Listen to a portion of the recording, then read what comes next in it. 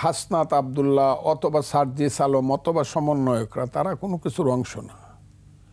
তারা তো হইল মন্ত্রীর চেয়েও অনেক উপরের প্রোটোকল পায়।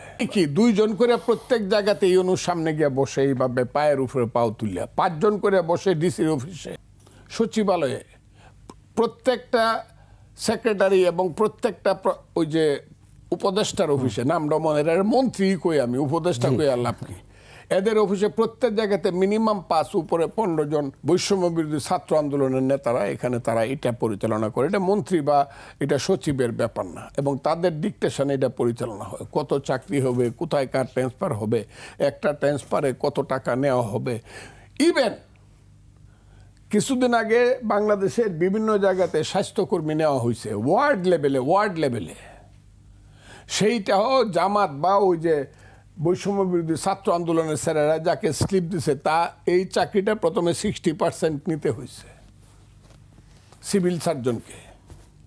প্রত্যেক জেলায় 60% তাদের লোককে নিতে হয়েছে। এটার কোনো এভিডেন্স আছে?